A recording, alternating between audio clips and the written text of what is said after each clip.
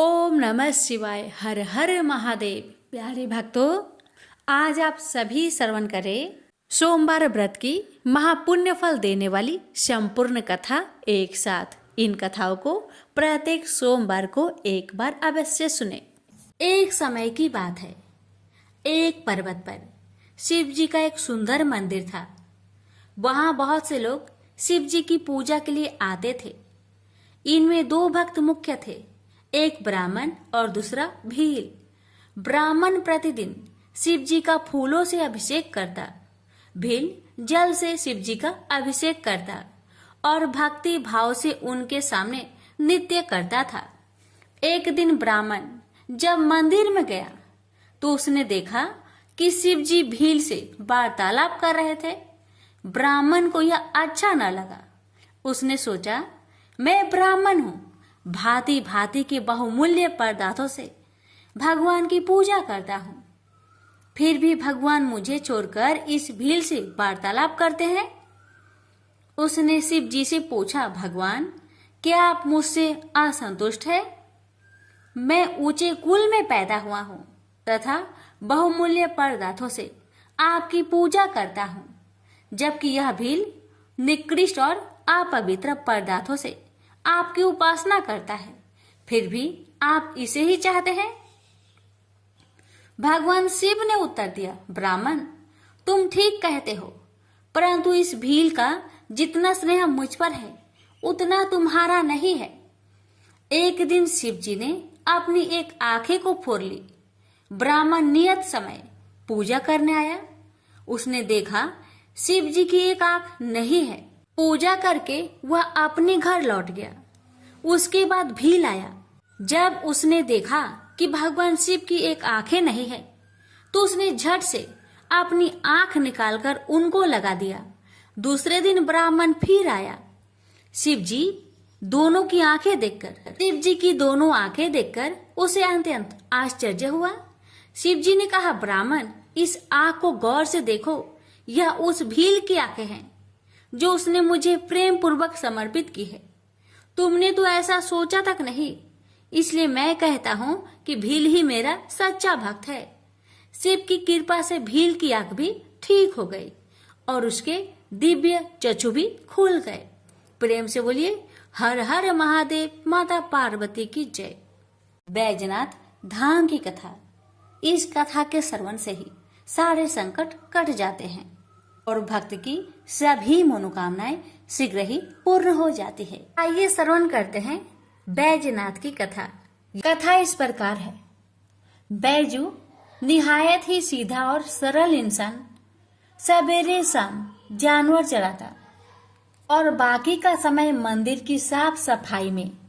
पुजारी बाबा 2 महीने के लिए तीर्थ में जा रहे थे।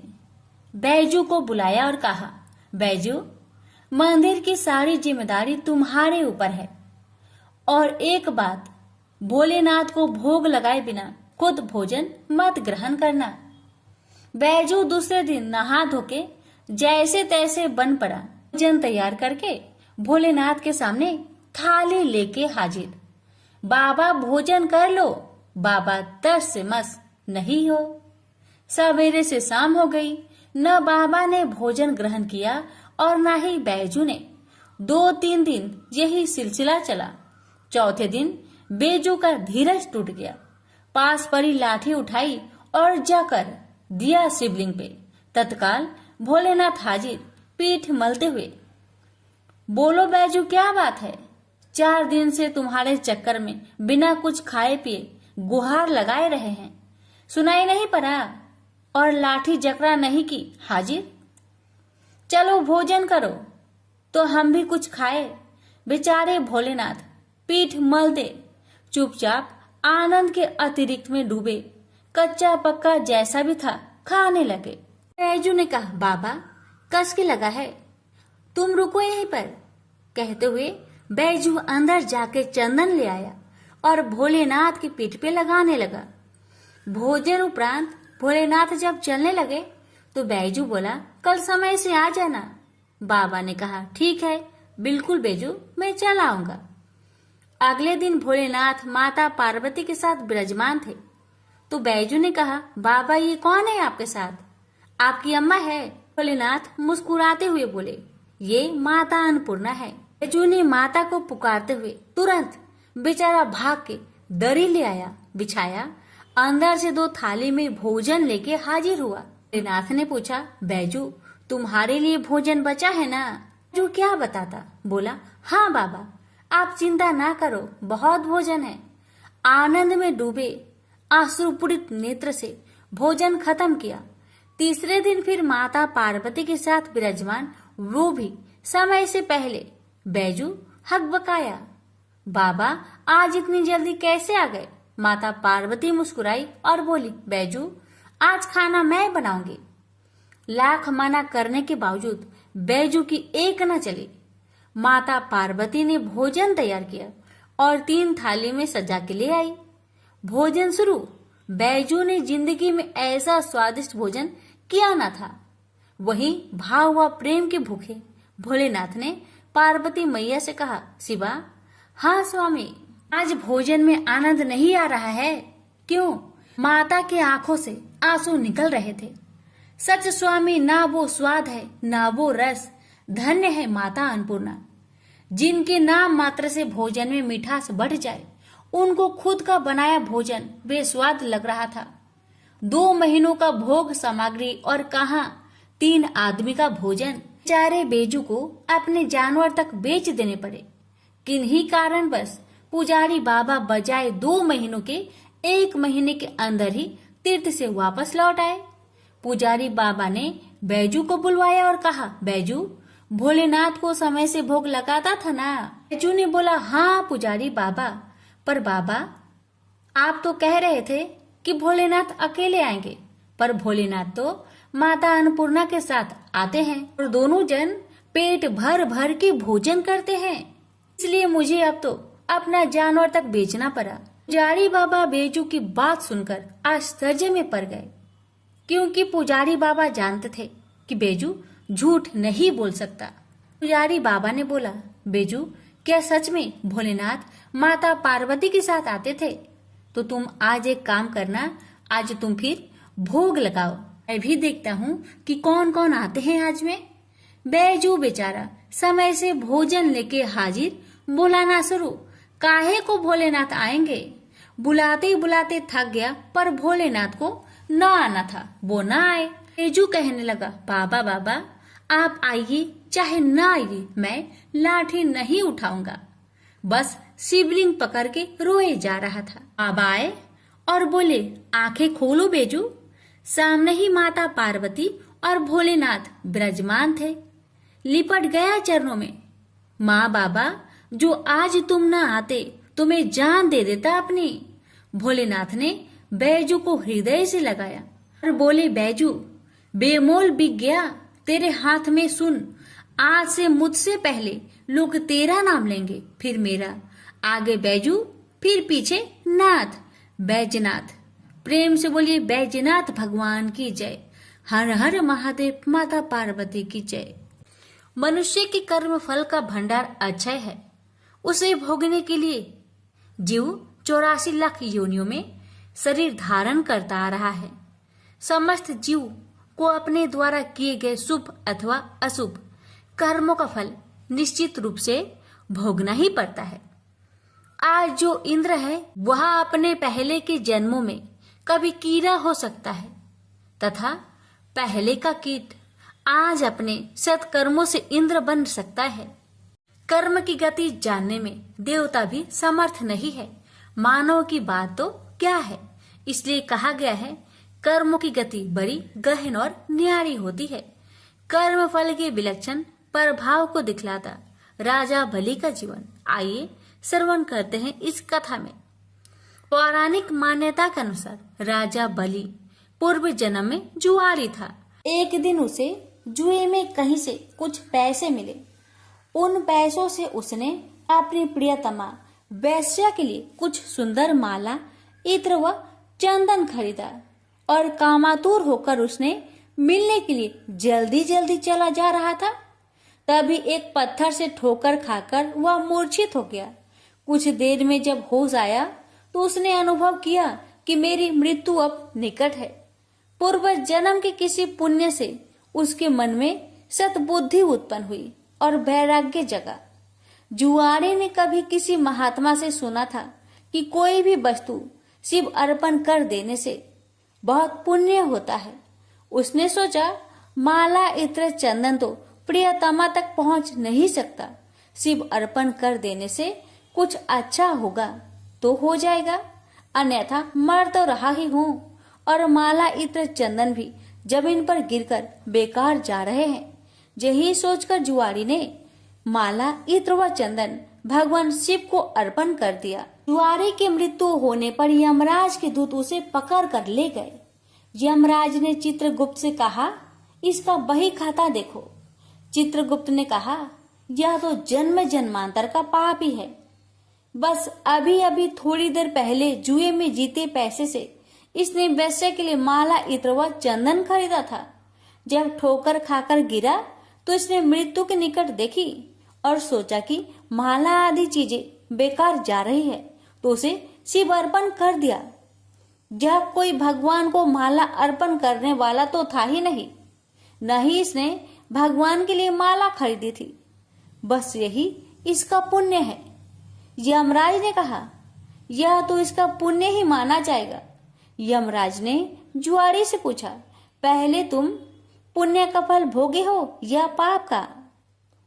जुआरी ने कहा, मैं तो जन्म जन्मांतर का पापी हूँ। पाप का फल भोगने में पता नहीं कितना समय लगे, इसलिए मैं पहले पुण्य का फल भोगना चाहता हूँ। भगवान शंकर की कृपा से जुआरी बन गया इंद्र। राज ने कहा, शिव अर्पण के पुण्य से तुम 3 घड़ी के लिए इंद्र लोक के मालिक बन गए हो।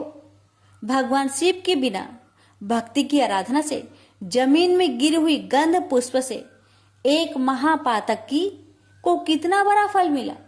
जो लोग श्रद्धा और भक्ति के साथ भगवान शिव को गंध पुष्प व जल अर्पण करते हैं, उनकी आराधना करते हैं, तो उन्हें सहज मुक्ति मिलती है। उसी समय देवगुरु बृहस्पति आए और जुआरी को ऐरावत हाथी की पीठ पर बैठाकर इंद्र लोक ले गए। जुआरी जब इंद्र आसन पर बैठा, अप्सराएं नृत्य करने लगी, गंधर्व गान करने लगे। उन गंधर्वों में नारद जी भी थे। यह देखकर उन्हें हंसी आ गई। जुआरी ने कहा, इंद्र के दरबार में वे आदमी, बताओ क्यों हंसते हो? नारद जी ने कहा, जुआरी, तू जीवन प्रयत्न जुआ खेलता रहा। तूने यही सोचा कि शिव अर्पण करने से कुछ होता होगा तो हो जाएगा, न होगा तो मर तो ही रहा हूँ, और माला इत्र आदि भी बेकार ही जा रहे हैं। आज इसका परिणाम यह हुआ कि तुम 3 घड़ी के लिए ही सही इंद्रलोक के स्वामी बन गए, इसलिए मुझे हंसी आ रही है। नारद जी की बात सुनकर जुआरी के ज्ञान चक्षु खुल गए। ज्ञान की चिंगारी जब पाप के ईंधन पर गिरती है तो पाप जलते हैं। जुआरी सिंहासन से उतरा और नारद जी से कहा, गुरुदेव, अब भगवान शंकर के अलावा कोई शरण नहीं है।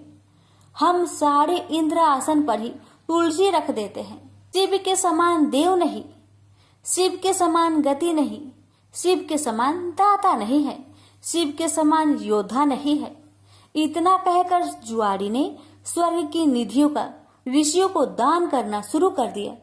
उसने ऐरावत हाथी अगस्त्य जी को उच्च श्रवा नाम का घोड़ा, विश्वामित्र को कामधेनु गाय, महर्षि वशिष्ठ को चिंतामणि रत्न, गालवल जी को और कल्प वृक्ष कौंडिन्य मुनि को दे दिया। भगवान शंकर को प्रसन्न करने के लिए जुआरी ने कुछ ही देर में सारा इंद्रलोक दान कर दिया। तभी 3 घड़ी बीत गई। वह फिर यमलोक पहुंचाया गया।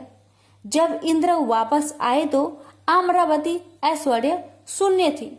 इंद्र स्वर्ग के सारे ऐश्वर्य, ऐरावत हाथी, कामधेनु, परिजात पुष्प आदि को न देखकर क्रोधित हो गए और पूछने लगे, ये सब कहाँ चले गए? तब देवगुरु बृहस्पति बोले, सब कुछ जुआरी ने दान दे डाला। बड़ी भारी सत्ता मिलने पर जो परमार्थ में न पड़कर सत्कर्म में लगे रहते हैं, वे ही धन्य हैं। वे ही भगवान शंकर के प्रिय भक्त है। इंद्र स्वर्ग की निधियों को वापस लाने में अपने कार्य को सिद्ध करने के लिए देवगुरु बृहस्पति को लेकर यमराज के पास समयनी पूरी पहुंचे और जुआरी की शिकायत करने लगे। यमराज ने जुआरी से अपना पक्ष रखने को कहा। जुआरी ने कहा, हमको जो करना था हमने कर लिया, अब आपको जो करना हो वह आप कर लो।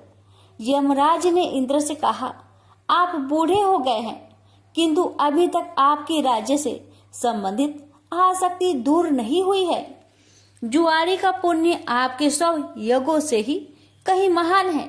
जाइए ऋषियों के चरणों में पड़कर या धन देकर अपने रत्न लौटा लीजिए। यमराज ने जुआरी से कहा, दान का पुण्य भूलोक में ही होता है, स्वर्ग में दान नहीं करना चाहिए, इसलिए तुझे नरक की यातना भोगनी ही होगी। तब चित्रगुप्त ने यमराज से कहा, इसने भगवान शिव के नाम पर ऐसे उत्तम ऋषियों को इतनी बहुमूल्य वस्तुएं दी है, तब इसे नरक की यातना क्यों भोगनी पड़ेगी? शिव के नाम पर स्वर्गलोक, मृत्युलोक या कहीं पर भी कुछ दिया जाए तो उसका अच्छा फल मिलता है। इसके जितने भी पाप थे वे सब भगवान शिव के प्रसाद से भस्म होकर पुण्य में परिणित हो गए हैं। यमराज सोचने लगे, अब ये जुआरी नरक नहीं जाएगा, अब तो यह इंद्र ही होगा, क्योंकि इस बार तो इसने विधिवत पूरा इंद्र लोक ही दान कर दिया है। उसी पुण्य के प्रभाव से वही जुआरी अगले जन्म में महान भक्त प्रहलाद का पुत्र राजा बलि हुआ। यहाँ पर भी वह पूर्व जन्म के शिव पूजन के पुण्य से इतना त्यागी हुआ कि गुरु शुक्राचार्य के मना करने पर भी उसने भगवान वामन को अपना सर्वस्व समर्पित कर दिया। वामन भगवान राजा बाली से बोले, हम तुम्हें क्या दे? बाली ने कहा, भगवान हमारी जिधर भी दृष्टि जाए उधर हम आपका ही दर्शन करें। राजा बलि की बैठक के 52 दरवाजे हैं। भगवान ने सोचा, न जाने किस दरवाजे पर बाली की दृष्टि चली जाए। यही सोचकर 52 दरवाजे पर शंख चक्र गदा पद्म धारण किए हुए ब्रह्मांड के स्वामी पहरेदार के रूप में विराजमान हो गए।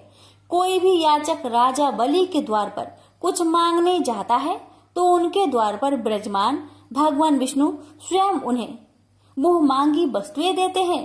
इसलिए प्रहलाद जी ने भगवान की स्तुति करते हुए कहा, इंद्र कुबेर आदि देवताओं के द्वारपाल तो आप कभी नहीं बने, परंतु आप हम असुरों के द्वारपाल बन रहे हैं। इससे लगता है कि आप हम असुरों के पक्षपाती हैं। इस प्रसंग से गीता में भगवान का यह कथन सत्य सिद्ध हो जाता है कि पत्र पुष्प फल जल जो कुछ भी भगवान के लिए अर्पित किया जाता है वह अनंत गुना होकर वापस आता है। प्रेम से बोलिए, हर हर महादेव, माता पार्वती की जय, विष्णु भगवान की जय। बहुत समय पहले की बात है, किसी गांव के बाहर एक बरगद का पेड़ था, जिसके पास ही गणेश जी का एक छोटा सा मंदिर था। गांव में और मंदिर नहीं थे, इसलिए सब लोग इसी मंदिर में आकर पूजा किया करते थे। गांव में एक भिखारी भी रहता था। भीख मांगना ही उसका काम था। गांव छोटा सा था, भिखारी को काफी भीख नहीं मिलती थी, इसलिए यह और कोई उपाय न देखकर मंदिर के दरवाजे पर बैठने लगा। सोचने लगा कि लोग यहाँ धर्म करने आते हैं और नहीं तो सही पेट भरने लायक भीख तो मिल जाया करेगी। भिखारी दिन भर मंदिर के दरवाजे पर बैठा रहता और जब वहाँ किसी को आते देखता तो शिव शिव रटने लगता। इस तरह बेचारा दिन भर गणेश जी और शिव जी का नाम जपता रहता था, मगर शाम तक उसे भीख मिलती थी। फिर 2-4 मुट्ठी अन्न और कुछ फल मूल और कभी कभी 4-6 पैसे मिलते थे। हालांकि इतनी थोड़ी आमदनी से किसी की गुजर कैसे हो सकती है। फिर भिखारी को अपना ही नहीं बल्कि अपनी बेटी की भी चिंता करनी पड़ती थी। उसकी बेटी का नाम था कमला और वह बड़ी चतुर और बड़ी समझदार थी, मगर चतुराई और समझदारी से तो पेट की आग नहीं बुझती, उसे तो भोजन चाहिए। इसलिए कमला कभी कभी अपने बाप को भोजन पाने के लिए तंग करने लगती थी। उस वक्त भिखारी के दिल पर बड़ी चोट लगती, उसकी आंखें भर आती थी। वह चिंता के समुद्र में डूब उतरने लगता था। गर्मी के दिन थे, दोपहर का समय था। ऊपर आसमान और नीचे धरती धक धक जल रही थी। चारों तरफ सन्नाटा छा रहा था। ऐसे ही समय में महादेव पार्वती लोगों का सुख दुख देखने इस संसार में आए। चलते चलते वे उसी गांव में पहुंचे और गणेश जी के मंदिर के सामने से निकले। भिखारी उन्हें आते देख ओम नमः शिवाय की रटना रटने लगा। भिखारी की यह हालत देख पार्वती जी को बड़ी दया आई। उन्होंने महादेव जी से कहा, भगवान इस भिखारी की तरफ भी तो देखिए, बेचारा कितना दुखी है। देखिए तो कितने प्रेम से आपका नाम जप रहा है और आप भगवान कितने कठोर है। आपको क्या इस भिखारी पर दया नहीं आई? मैंने सुना था कि लोग बड़े पापी हो गए हैं, वो देवताओं का पूजा नहीं करते, मगर नहीं, आज मुझे मालूम हुआ कि इसमें उनका कोई अपराध नहीं, सब तो देवताओं का अपराध ही है। आप इसी भिखारी को ले लीजिए। बेचारा को आपका नाम लेते लेते बरसों बीत गए, इतने पर भी अभागा पेट भर भोजन तक नहीं पाता। जब देवता ही ऐसे कठोर हो जाएंगे तब कोई काहे उनकी पूजा करेगा। अब महादेव जी को पार्वती जी की बात लग गई। भगवान बोले, देवी आप असल बात क्या है नहीं जानती और आप जान भी नहीं सकती, क्योंकि आपका हृदय ही इतना कोमल है कि मैं कहता हूँ देवी आप जिद ना करें, जो हो रहा है उसे होने दीजिए। देवी ने एक ना सुना तो भगवान ने कहा, ठीक है तो मैं आज इस भिखारी के लिए कुछ बंदोबस्त करा देता हूँ, जिससे इस भिखारी का दुख दूर हो जाएगा। इतना कहकर महादेव जी पार्वती जी के साथ मंदिर में पहुँचे। माता पिता को आते देख गणेश जी उठकर खड़े हो गए। उन्होंने बड़े प्रेम से माता पिता को प्रणाम किया। महादेव जी ने गणेश जी को आशीर्वाद दिया और कहा, देखो बेटा, यह भिखारी बरसों से तुम्हारे द्वार पर बैठा है, मेरा नाम जपा करता है, मगर तुमने अब तक इस पर दया क्यों नहीं किया? अब ऐसा कुछ उपाय करो जिससे इस बेचारे का दुख दूर हो जाए। गणेश जी ने हाथ जोड़कर उत्तर दिया, अच्छी बात है पिताजी, 7 दिन के भीतर उसका दुख दूर हो जाएगा, उसे कहीं न कहीं से 2 लाख रुपए मिल जाएंगे। गणेश जी का उत्तर सुनकर महादेव पार्वती आगे को चल गए। इसी समय एक बनिया मंदिर में पूजा करने आया था। वह आड़ में छिपा छिपा महादेव जी और गणेश जी की बातें सुन रहा था। उसने सोचा, ये तो बहुत अच्छा मौका है, यदि थोड़ी चतुराई से काम लूं तो सहज ही 2 लाख का मालिक मैं हो सकता हूँ। बस वह बड़ी खुशी से भिखारी के सामने पहुँचा और उसे प्रणाम कर एक तरफ बैठ गया। भिखारी को आज तक किसी ने प्रणाम नहीं किया था, न कोई उसके पास आकर बैठा ही था। बनिए की इस काम से भिखारी ने समझा कि यह बेशक कोई भला मानुष है। वह मन ही मन प्रसन्न हुआ और बनिए से बोला, बाबा आप बहुत दयालु जान पड़ते हैं, कहिए मेरे पास आने की कृपा क्यों कर हुई? आप नहीं जानते मैं गरीब भिखारी हूँ। बनिए को तो अपना मतलब गांठना था। मीठेपन से बोला, आप भिखारी है? कौन कहता है कि आप भिखारी है? मुझे अच्छी तरह मालूम है कि आप एक पहुँचे हुए महात्मा हैं और आपके दर्शन से लोगों के पाप दूर हो जाते हैं। मैं भी आपके दर्शन करने चला आया हूँ। मुझे आपसे कुछ पूछना है, यदि आज्ञा दो तो पूछो। भिखारी खुशी से बोला, पूछिए। बनिया बोला, भला दिन भर आपको कितनी भीख मिल जाती है? भिखारी बोला, भाई मिलने की क्यों पूछते हो, यहाँ तो पेट की भी लाले पड़े रहते हैं। रोजाना 2-4 मुट्ठी अन्न मिल जाता है, कभी 2-4 पैसे भी मिल जाते हैं, किसी तरह दिन काट लेता हूँ। बनिया कहने लगा, राम राम, आप जैसे महात्मा और यह कष्ट, इस गांव के आदमी भी क्या आदमी हैं, आपकी थोड़ी सी सहायता नहीं कर सकते? आप कैसे यह कष्ट सह लेते हैं? मुझे तो आप पर बड़ी दया आती है। मेरे जी में आता है कि मैं आपकी कुछ सेवा करूं, पर कहने में डर मालूम होता है। भिखारी बोला, आप मेरी सहायता कर सकते हैं? अब बनिया हंसते हुए बोला, मेरी इतनी हैसियत कहाँ है जो आपकी कुछ सेवा कर सकूं, मगर एक बात है, आज से 7 दिन तक आपको जो कुछ भी मिले वह मुझे दे दीजिए, बदले में आपको मैं 100 रुपया दे दूंगा। 100 रुपये के नाम सुनते ही भिखारी मारे खुशी के उछल पड़ा। उसने सोचा अगर 100 रुपये मिल जाए तो क्या कहना, यहाँ तो 7 दिन में 7 आने के सामान भी न मिले, तब तो 100 रुपये छोड़ देना सरासर बेवकूफी होगी, पूरा गधापन है। मगर इसी समय उसे लड़की की ख्याल आ गई। उसने सोचा अगर वे 100 रुपया लेकर घर पहुंचा और मेरी बिटिया रानी गुस्सा करने लगी तो पहले मैं उसकी सलाह ले लेता हूँ। बस यही विचार में आते ही उसने बनिए को जवाब दिया, आपने मुझ पर बड़ी कृपा की, मगर मैं अभी कुछ नहीं कह सकता, सोच विचार करके कल कहूँगा। जब बनिया चला गया तब भिखारी ने अपनी बिटिया को बुलाया और उससे सब हाल कह सुनाया। चतुर बिटिया कमला ने फौरन समझ गई कि इसमें जरूर कोई बनिए की शैतानी है। उसने पिता से कहा, बनिया बिना फायदे के क्यों 100 रुपये देने चला? खैर कोई बात नहीं पिताजी, मैं कल उस बनिए से बातें तय कर लूंगी, मगर आप बीच में कुछ ना बोलना। उधर बनिए का बुरा हाल था, रात भर उसके पेट में चूहे उछलते रहे। बड़ी मुश्किल से सवेरा हुआ, बनिए की जान में जान आई। वह हाथ मुंह धोते ही भिखारी के पास आ पहुंचा और छूटते ही बोला, क्या विचार किया आपने? कमला भी बनिए से निपटने को तैयार बैठी थी। बनिए की बात सुनते ही उसने जवाब दिया, सेठ जी हम लोगों ने विचार किया भला 100 रुपये में क्या होता है, इतना सस्ता सौदा होना मुश्किल है, माफ कीजिए। कमला का उत्तर सुनते ही बनिए पर मानो बिजली गिर पड़ी और लाख रुपए के लालच छोड़ना भी कठिन था। वह 200 रुपए देने को राजी हो गया। अब तो कमला का संदेह और भी पक्की हो गया। वह समझ गई कि बनिया जरूर किसी भारी लाभ के लिए ही इतने रुपए देना चाहता है। उसने जवाब दिया, सेठ जी इतना सस्ता सौदा और कहीं होता होगा? 100 दो, 100 या 1000 दो, 1000 में तो होता ही क्या है। जो चीज आप कौड़ियों में मोल खरीदना चाहते हैं वह लाख रुपए में भी सस्ती है।